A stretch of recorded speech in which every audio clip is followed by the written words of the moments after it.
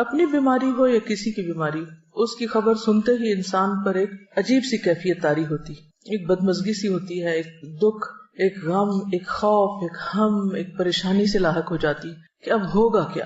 مثلا میں جس وقت یہ پریپیئر کر رہی تھی، پڑھ رہی تھی، تو میرا بیٹا میرے پاس آیا، کہتے میرے پیٹ میں بہت درد ہو رہی، اور میں اتنی پرسکون تھی. میں نے اسے 1-2 سجیشن دی، ایسا کر لو، ایسا کر لو، ایسا کر لو، اور اس کے بعد میں بالکل مطمئن تھی. دنیا میں جو بھی کچھ ہوتا رہے، آپ خود پرسکون رہنا سیکھیں، اور وہ صرف اور صرف قرآن و سنت کی تعلیم ہی سے ہو سکتا ہے. تو ہر بیماری اور ہر تکلیف کی کوئی وجہ ہوتی ہے، اس سے ہمیں اپنی غلطیوں کو جاننے سمجھنے کا بھی موقع ملتا ہے، اور اللہ سبحانہ وتعالیٰ ہمیں اس کے ذریعے بہت کچھ سکھاتے ہیں اگر ہم عبرت کی نگاہ رکھیں اور واقعی ہم کچھ سبق سیکھنا چاہیں. پھر یہ کہ ہم مزید کئی چیزیں سیکھتے بھی ہیں. جب بیماری آتی ہے تو پھر آپ اس کے علاج کے لیے ڈاکٹرز کے پاس جاتے ہیں، آپ کی ملاقاتیں ایسے ایسے لوگوں سے ہوتی ہیں جو عام طور پر ممکن نہیں. مجھے اپنی بیماری کے دوران انتہائی پڑھے لکھے اور مختلف طرح کے لوگوں سے ملنے کا اتفاق ہوا. تو جب بھی میں کسی نئے ڈاکٹر کے پاس، بہت لرنڈ شخص کے پاس جاتی، تو میں سوچتی کہ کیا اس بیماری کے بغیر میں اس سے ملاقات کر سکتی تھی؟ نہیں کر سکتی تھی. اس سے سیکھ سکتی تھی جو اس نے مجھے 1-on-1 بیس پر بہت سی باتیں سکھائی ہیں، نہیں سیکھ سکتی تھی. تو اس میں بھی خیر ہے، تکلیفیں تو آتی جاتی رہتی، لیکن ہر چیز کا انسان اگر مثبت پہلو سامنے رکھے تو وہی لمحے انسان کے لیے خوشگوار بھی بن جاتے ہیں. مثلا آپ کے دانت میں تکلیف ہے اور آپ 1 گھنٹے بھر کے لیے ڈینٹسٹ کے کلینک میں سٹک ہو گئے ہیں، اور اس وقت جو مشینیں آپ کے اتنے دل کے قریب چلتی ہیں اور جو آپ سب کچھ دیکھتے ہیں، اس سے دل بھی دھڑکتا ہے، خوف بھی آتا ہے، اور موت کتنی شدت کے ساتھ اور اپنی بے بسی کتنی اچھی طرح انسان کو معلوم ہو جاتی. پھر اپنی غلطیاں ایک ایک کر کے یاد آتی ہیں کہ کیا کھانا چاہیے تھا، کیا نہیں کھانا چاہیے تھا، کیسے دانت صاف کرنے چاہیے تھے، کہاں ہم سے کوتاہی ہوئی.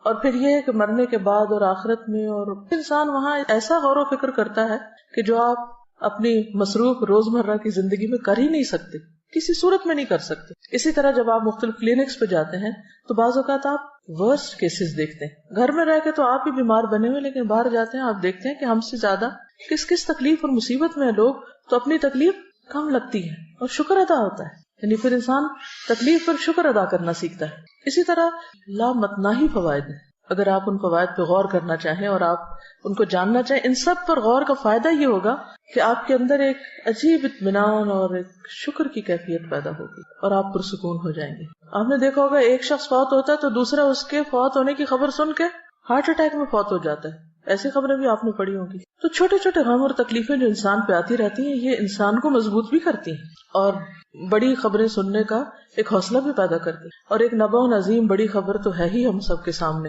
وہ تو مرے ہوئے کو بھی اٹھا کے کھڑا کر دے گی. وہ کون سی؟ عما یتساءلون عن النبأ العظیم. کس چیز کے بارے میں آپس میں ایک دوسرے سے باتیں کر رہے ہیں اور ڈسکشنز کر رہے ہیں؟ اس بڑی خبر کے بارے میں. الذی ہم فیہ مختلفون، جس میں ان کی آراء مختلف ہیں، ان کے اپنے بھی ڈس ایگریمنٹس ہیں. ریالٹی کو جھٹلا کے یہ نہیں کہ یہ اتفاق کر گئے. کلا سیعلمون ثم کلا سیعلمون، ہرگز نہیں، عنقریب یہ جان لیں گے کہ حقیقت کیا تھی، پھر ہرگز نہیں، ضرور یہ جان لیں گے، انہیں چل جائے گا پتا کہ اصل حقیقت کیا تھی. تو ہم سب بھی جتنا اس دن کو بلائیں، جتنا بھی ڈینائی کریں، لیکن بہت جلد ہم میں سے ہر ایک کو اس کی اصل حقیقت پتہ چل جائے گی. چھوٹی چھوٹی بیماریاں دراصل اس بڑی بیماری کی تیاری کا ایک حصہ بھی ہو سکتی. تو بہرحال بیماری انسان کے گناہوں کو بھی دور کرتی ہے، اللہ کی رضا کا بھی سبب بنتی ہے، کیونکہ منافق کو نہیں پتا ہوتا بیماری کیوں آئی اور کیوں چلی گئی، لیکن مومن جو ہے اس کے لیے بیماری میں بہت سارے سبق ہوتے ہیں. اور پھر اگر کسی کی بیماری کی خبر آپ سنتے ہیں، کسی عزیز پیارے کی، تو پھر آپ کے دل میں اگر ایک تڑپ اٹھتی کہ میں اس کے لیے کچھ کر سکوں، اس کی عادت کا آپ کے دل میں جذبہ آتا ہے، اس عادت پر کتنا زیادہ اجر ہے. اس کے بارے میں ایک حدیث آپ کے سامنے رکھوں گی. ابو اشعث کہتے ہیں کہ وہ دوپہر کے وقت مسجد دمشق کی جانب روانہ ہوئے. جامع دمشق بہت مشہور مسجد ہے، یعنی شام سیریا میں دمشق کے اندر ہی بہت بڑی، یعنی سینٹرل ماسک، اور یہ اس وقت سے ہے. راستے میں حضرت شداد بن اوس رضی اللہ عنہ سے ملاقات ہو گئی. صحابی ہیں، تو گویا دور صحابہ میں وہ مسجد آباد ہو چکی تھی. ان کے ساتھ سنابحی بھی تھے، نام ہے. میں نے پوچھا کہ اللہ تعالیٰ آپ پر رحم فرمائے، کہاں کا ارادہ ہے، کہاں جا رہے ہیں؟ انہوں نے فرمایا کہ یہاں ایک بھائی بیمار ہے، اس کی عیادت کے لیے جا رہے ہیں. چنانچہ میں بھی ان کے ساتھ چل پڑا. اچھا آپ جا رہے ہیں تو میں بھی ثواب کو معلوم. جب وہ دونوں اس کے پاس پہنچے تو اس سے پوچھا کہ کیا حال ہے. اس نے بتایا کہ میں نے اچھے حال میں صبح کی ہے. قال اصبحت بنعمت، ہیں بیمار لیکن کیا کہہ رہے ہیں؟ اصبحت بنعمت، اچھے حال میں صبح کی ہے. حضرت شداد نے فرمایا خوش ہو جاؤ، ابشر، کہ تمہارے گناہوں کا کفارہ ہو چکا اور گناہ معاف ہو چکے، کیونکہ میں نے نبی صلی اللہ علیہ وسلم کو یہ فرماتے ہوئے سنا ہے کہ اللہ تعالیٰ فرماتا ہے جب میں اپنے بندوں میں سے کسی مومن بندے کو آزماتا ہوں، یعنی اس کا امتحان لیتا ہوں، اور وہ اس آزمائش پر بھی میری تعریف کرتا ہے، اس تکلیف کے آنے پر بھی میری تعریف کرتا ہے، یہ اہم پارٹ ہے، تو جب اپنے بستر سے اٹھتا ہے وہ اپنے گناہوں سے اس دن کی طرح پاک صاف ہوتا ہے جس دن اسے اس کی ماں نے جنم دیا تھا۔ اور اللہ تعالیٰ فرماتا ہے وَيَقُولُ الرَّبُّ عَزَّ وَجَلَّ انا قیدت عبدی، میں نے اپنے بندے کو قید کیا۔ آپ سٹک ہو جاتے ہیں نا، قید ہو جاتے ہیں، کچھ کر نہیں پاتے، اٹھ نہیں سکتے، میں نے اپنے بندے کو قید کیا۔ وَابْتَلَيْتُهُ، اور میں نے اس کی آزمائش کی، اس کا امتحان لیا، اور اس نے کیا کیا؟ اس پر بھی شکر ادا کیا۔ یہ لکھا ہوا نہیں لیکن محذوف ہے، انڈرسٹوڈ ہے، تو اس کے لیے اب تم اجر کیا لکھو؟ وَأَجْرُوا لَهُ كَمَا كُنْتُمْ تُجْرُونَ لَهُ وَهُوَ صَحِيحٌ، لہٰذا تم اس کے لیے ان تمام کاموں کا اجر و ثواب لکھو جو وہ تندرستی کی حالت میں کرتا تھا۔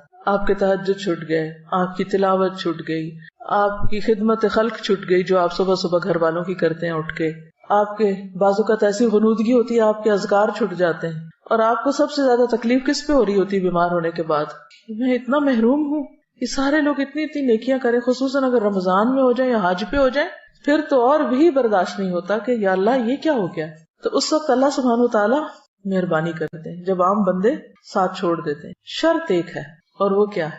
اس وقت بھی پازیٹیو رہو، اس وقت بھی اچھا ہی سوچو، اس وقت بھی اللہ کی تعریف کرو کہ یہ کسی مقصد کے بغیر نہیں آئی اور میرے گناہ دھل جائیں گے اور میرے لیے اس میں بھی فائدہ ہے، اجر و ثواب مل گیا بنا کیے بھی، اور بیماری کا اپنا ایک جو کفارہ ہوتا ہے یعنی گناہوں کی معافی وہ بھی ساتھ ہو گیا، دگنا اجر آپ نے کما لیا، یہ دوہری کمائی کر لی بیمار ہو کر۔ جبکہ ہم کیا سوچ رہے ہوتے ہیں کہ ہم لوزر ہیں، ہم تو کھو گئے، سب کچھ چھٹ گیا ہم سے، تو اس وقت بھی پریشان نہ ہو اور اللہ سے اچھی امید رکھیں، اچھا گمان رکھیں، تو اجر ہی اجر ہے، فائدہ ہی فائدہ ہے۔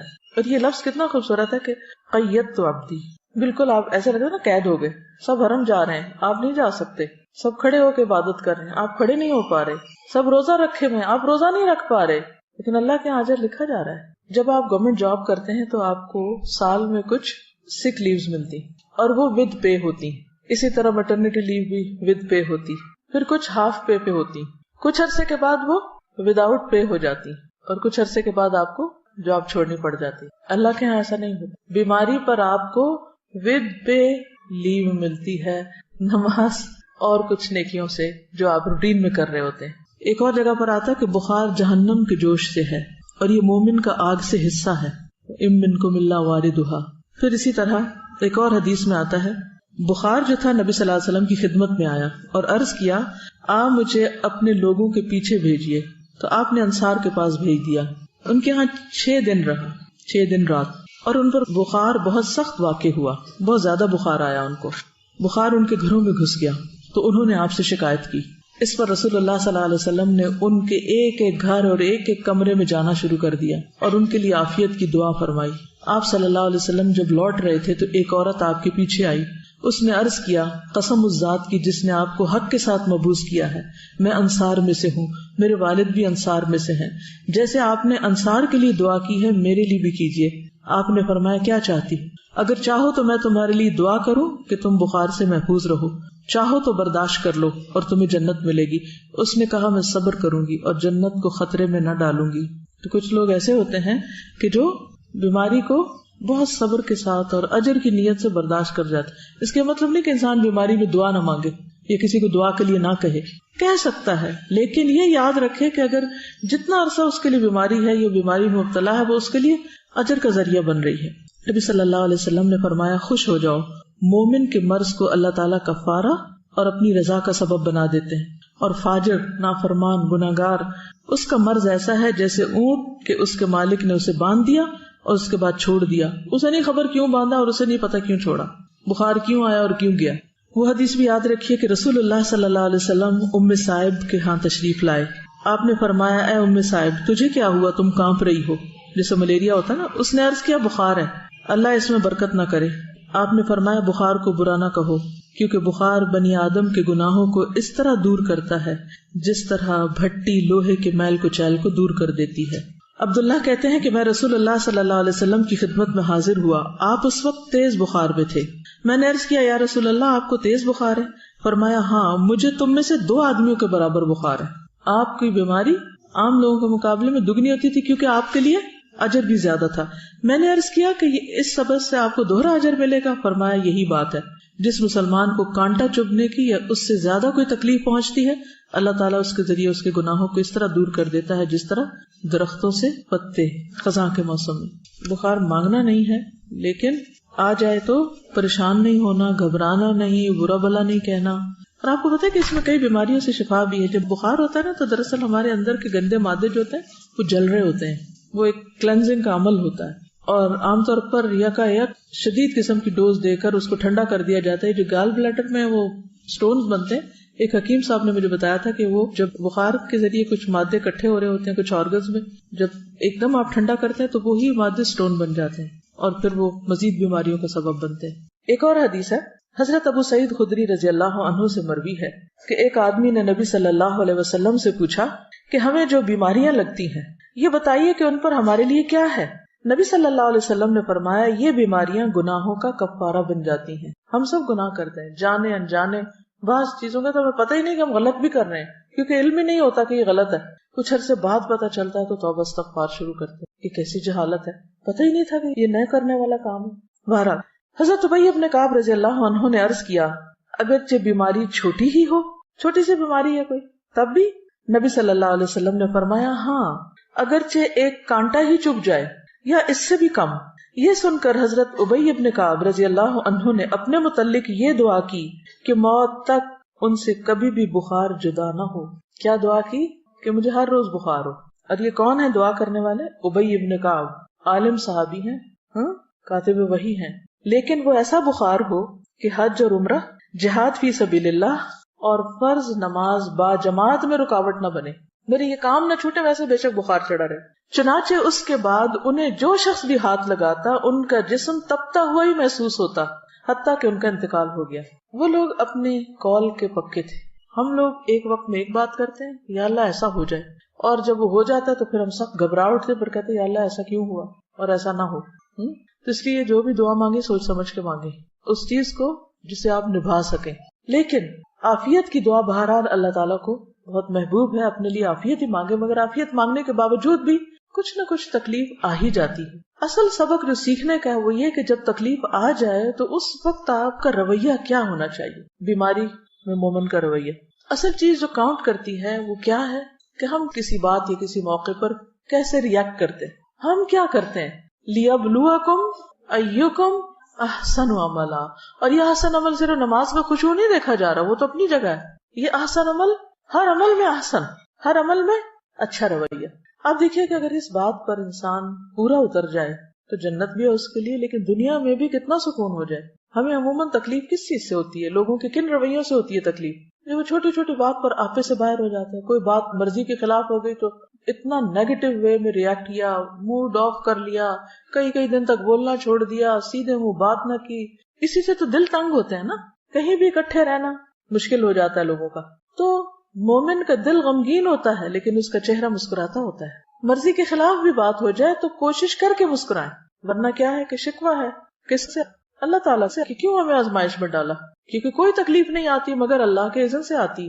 اس وقت ایک ایسے کردار کا مظاہرہ کریں جو واقعی اللہ کا پسندیدہ کردار ہو, اور اس وقت بھی ڈائریکٹ آپ کا کنیکشن اپنے رب کے ساتھ ہو کہ میرے اللہ تو جانتا ہے نا کہ میں کس تکلیف سے گزر رہا ہوں, چاہے وہ جسمانی ہو یا روحانی ہو یا جذباتی ہو یا کچھ بھی ہو.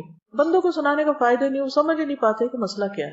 آپ ایڈوائس لے سکتے ہیں کسی سے, لیکن آپ لے کے دیکھیں مایوسی ہوں گے, کچھ بہت فائدہ نہیں ہوگا. تو بہتر کیا ہے, پرو ایکٹیو اپروچ اختیار کریں. مثلاً روٹین میں جیسے اب قرآن مجید آپ پڑھ رہے ہیں اس کے ساتھ ایک تعلق ہے, آپ نے دیکھا ہوگا ہر روز جواب آتا ہے کہ نہیں, جیسے جیسے حالات گزر رہے ہوتے ہیں ویسے ویسے آیات آ رہی ہوتی ہیں. یہ پرو ایکٹیو اپروچ ہے, مسائل سے نبٹنے کی ہے, ہدی للمتقین ہے, ہدایت ہے, گائیڈنس ہے آپ کے لیے. آپ کو روز کے مسئلوں کا حل پیش ہو رہا ہے. کوئی تک ہی نہیں بنتی کہ انسان پھر قرآن کو چھوڑ کے بیٹھ جائے. روٹین میں آپ اس کو پکڑے رکھیں. نبی صلی اللہ علیہ وسلم نے اپنے پیچھے کیا چھوڑا تھا جس کو پکڑ کے رکھنا ہے. ہم سب کے لیے بھی یہی کتاب ہے, اس کا ساتھ نہ چھوٹے. شفا ہی شفا ہے, مسائل کا حل ہی حل ہے. تو ایسا اعتدال آپ کی زندگی میں آئے گا, ایسی خوبصورتی آئے گی, ایسا حسن آئے گا کہ دنیا بھی پرسکون ہو جائے گی. کیونکہ غم اور پریشانی کا تعلق آپ کی اپنی ذات سے ہوتا ہے، وہ آپ کے اپنے اندر کا مسئلہ ہوتا ہے، باہر کا کام اندر کا زیادہ. اور دین ہمارا اسی اندر کے مسئلے، اسی بل کو نکالنے کی کوشش کرتا ہے، اور یہیں سے نکلتا ہے، کوئی نہیں نکال سکتا. اللہ سے بڑھ کے ہمیں کون سمجھتا ہے، ہماری نفسیات کون جانتا ہے؟ تو اللہ تعالیٰ اپنی کتاب میں ہمیں ہر چیز کے بارے میں بتاتے ہیں. پھر اس کے بعد سنت ہے، نبی صلی اللہ علیہ وسلم کی احادیث ہیں، اس سے بہت کچھ سیکھنے کو ملتا ہے. ایک اور حدیث ہے، حضرت ابو ہریرہ سے روایت ہے کہ رسول اللہ صلی اللہ علیہ وسلم نے فرمایا، اللہ تعالیٰ فرماتا ہے جب میں اپنے مومن بندے کو آزماتا ہوں اور وہ تیمارداری کرنے والوں کے سامنے میرا شکوہ نہیں کرتا، میری شکایت نہیں لگاتا، جو اس کا حال پوچھے، تو اس کو اپنی قید سے آزاد کر دیتا ہوں، بیماری سے شفا دے دیتا ہوں، اس کے پہلے گوشت کے عوض بہترین گوشت عطا کرتا ہوں، اس کے پہلے خون کے بدلے بہترین خون دیتا ہوں، اور وہ اثر نو عمل کرتا ہے. ہوتا ہے نا کہ جب بیمار ہوتا ہے انسان تو عبادات ہالٹ پہ آ جاتی ہیں، رک جاتی ہیں، ساری روٹین ڈسٹرب ہو جاتی، کام چھوٹ جاتے ہیں، اور یوں لگتا ہے اب تو کبھی صحت ملنی کوئی نہیں، اب تو ہمیں اس کے ساتھ ہی جینا پڑے گا. لہذا نہ تو دوا کرتے ہیں، نہ ہی کوئی اور اپنا خیال کرتے ہیں، بس پھر ہر وقت ایک بسورا ہوا چہرہ اور ایک مریل شکل اور مریل چال کے ساتھ سب کو بیزار کرتے ہیں. اللہ پہ توکل کہاں گیا؟ تو یہ تو کبھی سوچے ہی نہ کہ ہم نے کبھی ریٹائر ہونا ہے. بیڈ پہ بھی پڑ گئے تو بھی کیا کرنا ہے؟ اگر دماغ کام کر رہا ہے نا، زبان کام کر رہی ہے، کان کام کر رہے ہیں، آنکھ کام کر رہی ہے، صرف اتنا حصہ کام کر رہا ہے، تب کے لیے بھی سوچ رہے. اللہ نہ کرے کہ کبھی ایسا ہو، لیکن کئی دفعہ ہو بھی جاتا ہے نا کچھ لوگوں کے ساتھ. تو بس زبان سے اللہ کا ذکر، نگاہوں سے غور و فکر، اور کانوں سے اچھی باتیں سننا، قرآن سنیں، اچھے لیکچر سنیں، کچھ بھی کریں. ہم سب یہ بھی کر سکتے ہیں کہ اپنی وصیت لکھ کے رکھ دیں، اپنے بچوں کو بتا دیں کہ خدا نخواستہ اگر مجھ پر کوئی ایسا وقت آئے تو میرے ساتھ کیا کیا جائے، کیا نہ کیا جائے. کیونکہ خدا نخواستہ زبان بند ہو جائے تو انسان کہہ بھی نہیں سکتا. ہاپکنس ویل چیئر پہ ہے، آنکھوں کے اشاروں سے میں نے سنا ہے کہ وہ کیسی کیسی تھیریز اس نے ایجاد کی. السلام علیکم. تھوڑے سے پہلے میں نے دیکھا تھا انٹرنیٹ پہ کہ وہ جو احمد دیدات جو اسکالر تھے بہت بڑے، جن سے موٹیویٹ ہو کے ڈاکٹر ذاکر نائک جیسے ماشاءاللہ بڑے اسکالر پیدا ہوئے، تو ان کا آخری وقت جب تھا تو وہ پیرالسس کے اٹیک میں تھے، اور ان کے صرف یہ جو فیس کا حصہ ہے، آنکھیں، یہ صرف موو ہو سکتی تھی، باقی جسم کا کوئی حصہ نہیں ہو سکتا تھا. اور کتنے دن وہ ہاسپٹل کے بیڈ پہ اس طرح رہے، اور آنکھوں کے اشارے سے اپنے جو اسسٹنٹس تھے ان کو کچھ لکھوا رہے تھے اور ان کو بتا رہے تھے کہ یہ کرو یہ کرو. اور میں دیکھ رہی تھی کہ یعنی ان کی آنکھوں سے بالکل ایسا نہیں لگ رہا تھا کہ ان کے اوپر اتنی بڑی بیماری جو ہے وہ طاری ہے، اور وہ یعنی پورے سوچ اور فہم کے ساتھ ان کو وہ انسٹرکشنز. تو کبھی بھی مایوسی اور شیطان کو پاس نہ پٹکنے دیں کہ آپ کچھ کریں نہ، بس بیکاری نہیں آنے دینی اپنے پاس، حالات کچھ بھی ہوں. دیکھیں اگر انسان نیت کر لیتا تو اللہ پورا کرا دیتا ہے نا. کچھ سچویشنز کو آپ اوائڈ نہیں کر سکتے، آپ کی زندگی کے ساتھ بندھ گئی ہیں، آپ کی تقدیر کا حصہ ہے، تو پھر بھی دیکھا یہ جائے گا کہ آپ نے ان حالات میں رہ کے کیا کیا. ٹھیک ہے، تو بہرحال بیماری کا شکوہ نہیں کرنا، واویلا نہیں کرنا، دوسروں کو بیزار نہیں کرنا، اس کو اپنے اوپر طاری نہیں کر لینا. تو انشاءاللہ آپ دیکھیں کہ ایک تو اس کی انٹینسٹی کم ہوگی، دوسرا یہ کہ آپ کے آس پاس کے لوگ آپ کے پاس رہنا چاہیں گے، بھاگیں گے نہیں آپ سے. ورنہ ہوتا ہی ہے نا کہ جو بندہ تنگ کر مارے تو سب ادھر ادھر ہو جاتے ہیں. پھر یہ ہے کہ آپ کچھ پروڈکٹیو پازیٹیو کام میں اپنی انرجی لگائیں، کیونکہ رونے کے لیے بھی انرجی چاہیے ہوتی ہے نا، اور چیخنے کے لیے بھی، اور غصے کے لیے بھی، اور سب اوٹ پٹانگ حرکتوں کے لیے انرجی چاہیے ہوتی. جب آپ کی ساری انرجی وہاں لگ جاتی ہے تو پھر جب اچھا کام کرنے کا وقت آتا ہے پھر آپ تھک کے سو جاتے ہیں. اپنی ساری انرجی کو چینلائز کرنا ہے، پازیٹیو وے میں یوز کرنا ہے. پھر ایک اور حدیث ہے، حضرت ابو امامہ سے روایت ہے کہ نبی صلی اللہ علیہ وسلم نے فرمایا، جس بندے کو بھی بیماری سے پچھاڑ دیا گیا، پیرالائز ہو گیا کسی بھی طرح، یا پڑ گیا ہے بیڈ پہ، تو اللہ تعالیٰ اسے جب بیماری سے اٹھاتا ہے تو وہ پاک ہوتا ہے، یعنی اس کے گناہوں کا کفارہ ہو چکا ہوتا ہے. پھر آپ دیکھیے ایک اور حدیث ہے، نبی صلی اللہ علیہ وسلم جب مدینہ تشریف لے گئے تو مدینہ کی زمین جو تھی وہ وبائی زمین تھی. پورے عرب میں سب سے زیادہ وبائیں جو تھی وہ مدینہ میں ہوتی تھی، ارض الوبا تھی. جب صحابہ وہاں پر گئے تو بیمار پڑ گئے، ایک ایک کو بخار، اور حضرت ابو بکر کی حالت یہ ہو گئی تھی کہ ان کو لگتا تھا کہ جیسے بس اب دنیا سے رخصت ہونے والے ہیں، اتنے شدید بیمار ہو گئے تھے وہ بھی. حضرت بلال کے بارے میں آتا ہے اور بھی صحابہ.